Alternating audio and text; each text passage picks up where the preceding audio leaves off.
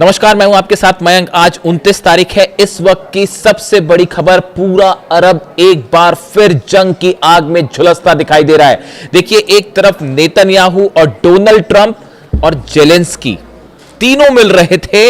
उसी दौरान ईरान ने जॉर्डन पर बड़ा मिसाइल अटैक किया। हज कासिम मिसाइल्स दाग दी गई, ऐसी खबरें हैं।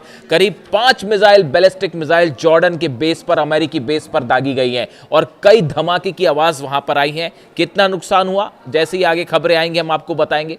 अब ऐसे में सवाल ये उठने लगे, अच्छा हमले सिर्फ जॉर्डन पे नहीं है, हमले सऊदी में भी है। वो मैं आपको बता चुका हूं। सऊदी में 30 से ज्यादा ड्रोन्स के मूवमेंट देखे गए, जिसके बाद पहली बार अमेरिका और सऊदी ने हमला बोल दिया इराक के ऊपर, इराक में पीएमएफ के ऊपर। वो फोर्सेस जो कि ईरान के समर्थन में है, वो गुट जो ईरान के समर्थन में है। आपको याद होगा कल मैंने जो वीडियो बनाया था उसी में मैंने ये बात पॉइंट आउट की थी कि सऊदी का कहना है कि इराक से हमले हो रहे हैं, हूती से नहीं, इराक से हमले हो रहे हैं। तभी ये सस्पिशन खड़ा हो गया था कि यहां पर जो है कुछ ऐसा मामला चल रहा है जो सामने कुछ और है, पर्दे के पीछे कुछ और है। सवाल ये है, क्या सऊदी और ईरान की जंग कराने की कोशिश कोई कर रहा है? बात नंबर 1। बात नंबर 2, क्या ये फॉल्स फ्लैग ऑपरेशन था? क्या नेतन्याहू के इशारे पर सऊदी पर हमले हुए और ये कहा यह जा रहा है कि वो हमले जो है ईरान के समर्थित गुट ने किए हैं? यहां पर यह प्लान है क्या कि मोहम्मद बिन सलमान को मुस्तफा खामनेई से भिड़वा दिया जाए और सऊदी और ईरान की जंग की जाए? क्या ऐसी कोशिश हुई थी यूक्रेन और ईरान को भिड़ाने की? तस्वीरें देखिए आप, नेतन्याहू मिल रहे हैं, जेलेंस्की से बात कर रहे हैं, डोनाल्ड ट्रंप से बात कर रहे हैं। हाँ, साथ में पीट हेग्सेथ भी खड़े हुए हैं और मार्को रूबियो भी खड़े हैं। यानी जेलेंस्की, ट्रंप और नेतन्याहू, और दूसरी तरफ काउंटर करने के लिए तैयार हैं पुतिन, मुस्तफा और शी जिनपिंग, यानी रूस, चीन और ईरान। ये जंग का दायरा धीरे धीरे बड़ा होता जा रहा है। अब मामला सिर्फ अमेरिका और ईरान के बीच तक सीमित नहीं रह गया है, इसका दायरा बड़ा हो गया है। अब ये रूस को भी टच कर रहा है, यूरोप को भी टच कर रहा है। देखिए, बड़ी साधारण सी बात है, जेलेंस्की को फौरन बुलाया गया और नेतन्याहू और जेलेंस्की की मुलाकात होना अब ये इशारे कर रही है कि क्या जेलेंस्की ने नेतन्याहू के इशारे पर हमला किया था कैस्पियन सागर में? ईरान, देखिए मैंने पहले भी आपको ये शक जताया था और यही बात अब निकल के ऐसा लगता है कि सच है। खैर, अब बात यह है कि आगे क्या होना है और ये अचानक ईरान की तरफ से जॉर्डन पर हमले क्यों किए गए? इतना ही नहीं, हॉर्मुज में भी 3 जहाजों पर हमले किए हैं आईआरजीसी ने। ईरान की नेवी की तरफ से ये हमले किए गए हैं हॉर्मुज में। 3 वो जहाज जो अमेरिका से रिलेटेड है। यानी हॉर्मुज में एक बार फिर भयंकर तनाव और जंग वाली स्थिति है। अब सवाल यह है कि आधी रात अचानक ईरान ने जॉर्डन पर हमले क्यों किए? इसकी वजह समझना बहुत जरूरी है। जो एक्सपर्ट्स बता रहे हैं, नेतन्याहू जो डोनाल्ड ट्रंप से मुलाकात करने गए उसमें उन्होंने 3-4 बातें अपनी सामने रखी। उनका जो पहला एजेंडा था, नेतन्याहू का जो पहला एजेंडा था, जो उन्होंने ट्रंप को बताया, जो एक्सपर्ट्स बता रहे हैं, नेतन्याहू का यह कहना है, उन्होंने ट्रंप को यह कन्विंस करवाने की कोशिश की कि देखिए ईरान पर बहुत हमले हो गए हैं, ईरान कमजोर हो गया है, अब एक आखिरी हमला करना चाहिए ताकि ईरान सरेंडर कर दे। ऐसा नेतन्याहू सोचते हैं और वो ट्रंप को इस बात के लिए राजी करवा रहे हैं कि अब एक बार फिर मिलकर फाइनल बड़ा अटैक किया जाए। ये कोशिश में नेतन्याहू थे। इसी का जवाब दिया है ईरान ने। अगर किसी को यह गलतफहमी है कि ईरान कमजोर हुआ है, किसी को यह गलतफहमी है कि ईरान की मिसाइल्स खत्म हो रही हैं, किसी की यह गलतफहमी है कि ईरान के मिसाइल लॉन्चर्स तबाह हैं, तो इस मुलाकात के बीच जो मिसाइल्स दागी गई, उन मिसाइल से नेतन्याहू डोनाल्ड ट्रंप को सीधा संदेश दिया कि यह गलतफहमी में मत रहिएगा कि ईरान कमजोर हो गया। बात नंबर 1, इसलिए अटैक हुए जॉर्डन में, इसीलिए अटैक हुए हॉर्मुज में, 3 जहाजों पर ईरान की तरफ से हमले किए गए। यह मैसेज दिया गया है अमेरिका को और खास तौर पर नेतन्याहू को कि ईरान की मिसाइल्स क्या कर सकती हैं, उसका एग्जाम्पल देख लो आप। और जो है वो हॉर्मुज में भी पूरा कंट्रोल ईरान का है। एक बार फिर ये दिखाया गया, ये संदेश दिया गया।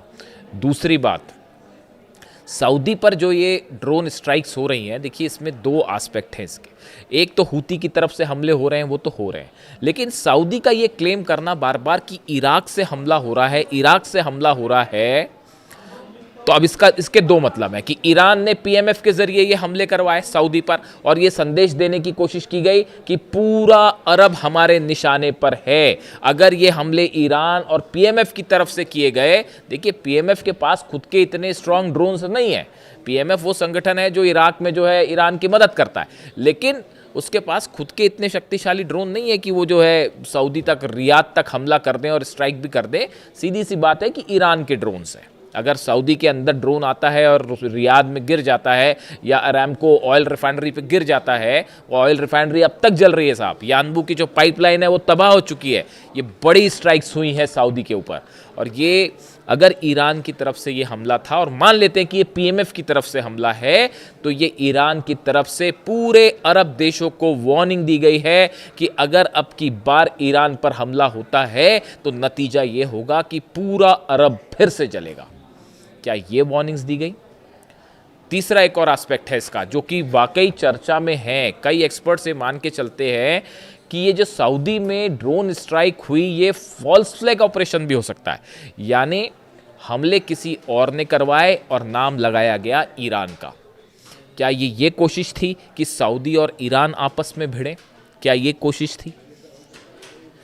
हमले, कई एक्सपर्ट का ये भी मानना है कि नेतन्याहू भी हमला करवा सकते हैं। कई एक्सपर्ट से राय जाहिर कर रहे हैं कि क्या ये ड्रोन स्ट्राइक्स कहीं ऐसा तो नहीं कि इराक में, देखिए कई ऐसे सीक्रेट बेसिस हैं जो बताया जाता है कि जो इजराइल ने बना रखे हैं, मोसाद ने बना रखे हैं। मैंने आपको पिछले वीडियो में बताया था कि जो ईरान की तरफ से लगातार इराक में ऑपरेशन हो रहा है कुर्दिश लड़ाकों के खिलाफ, उसके साथ साथ एक बेस को भी तबाह किया गया। बताया जाता है वो मोसाद ने वहाँ अपना सीक्रेट अड्डा बना रखा था जिसको तबाह किया गया।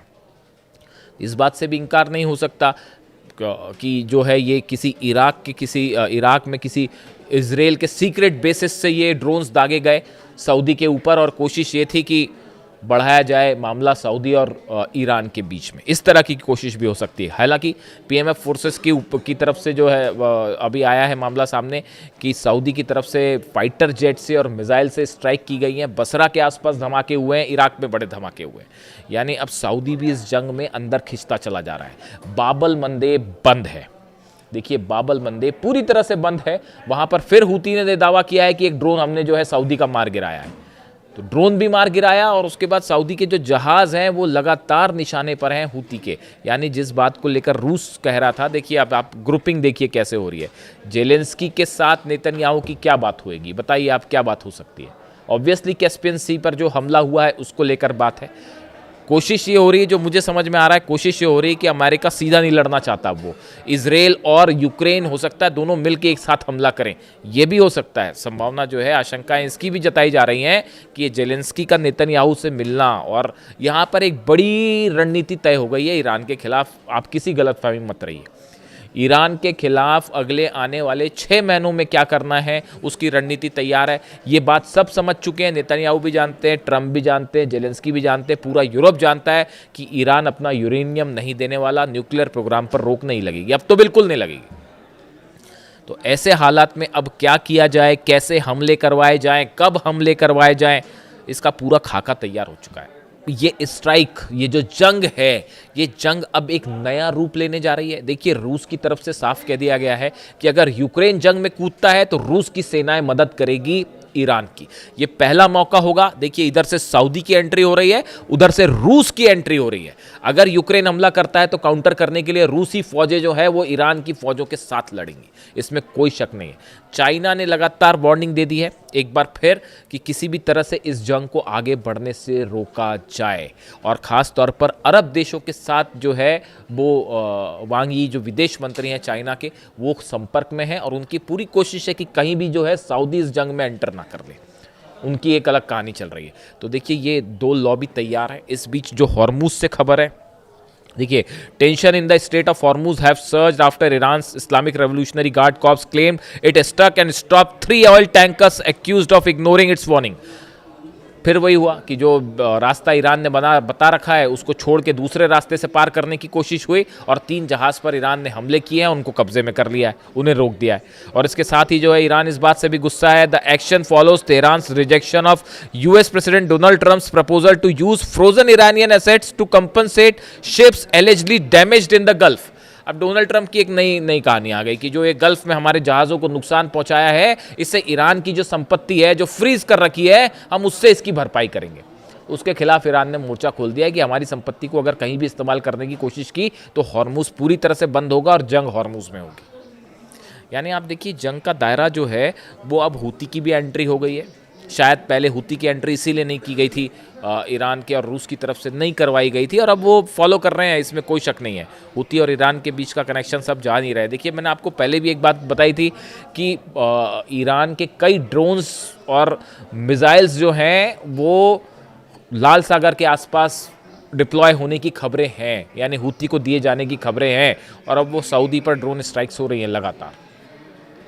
यानी अब जंग का दायरा बड़ा होता जा रहा है और यहाँ से आगे बढ़ने का कोई रास्ता जो है दिखाई नहीं दे रहा। कतर अपनी कोशिश कर रहा है, मुनीर अपनी कोशिश कर रहे हैं, इजिप्ट भी कोशिश कर रहा है, लेकिन अब ये हालात ऐसे हैं जहाँ पर ईरान का मकसद साफ है कि अरब देशों से अमेरिका अपनी सेना हटाए, बेसिस हटाए और ईरान के हॉर्मूज में किसी भी तरह का इंटरफेरेंस ना हो। खास तौर पर ईरान के जहाज़ों को जो रोकने की कोशिश की जा रही है, ये स्ट्राइक उसका भी जवाब थी कि अगर आप हमारे ऑयल को रोकने की कोशिश करेंगे, आप हमारे ऑयल रिफाइनरीज पे अगर हमले करने की कोशिश करेंगे, आप हमारा तेल जलाने की कोशिश करेंगे, तो फिर सऊदी की रिफाइनरीज भी जलेंगी।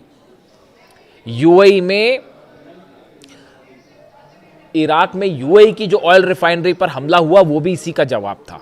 देखिए ये अलग अलग चीज़ें नहीं हैं, ये सब जोड़ के देखी जानी चाहिए। 3 दिन पहले इराक में एक ऑयल रिफाइनरी पर हमला हुआ जिसको यूएई की कंपनी मैनेज करती है। यूएई की ऑयल रिफाइनरी पर हमला, सऊदी की ऑयल रिफाइनरी में हमला, और यहाँ पर जो है ईरान के जहाज़ों को रोका जा रहा है हॉर्मुज में। अरब सागर के आसपास से जो निकलने की कोशिश है वो अरब सागर में जो है अपना फोर्स अप्लाई कर रखा है अमेरिका ने। तो अब देखिए हालात ऐसे हैं कि ये जो आज मीटिंग हुई है डोनाल्ड ट्रंप की और नेतन्याहू की, इसके बाद इस जंग में एक नया फेज शुरू हो सकता है और आज की रात फिर भारी जाने वाली है। जो भी अपडेट होगा आप तक पहुंचाऊंगा। वीडियो कैसा लगा ज़रूर बताइए। Thank you so much.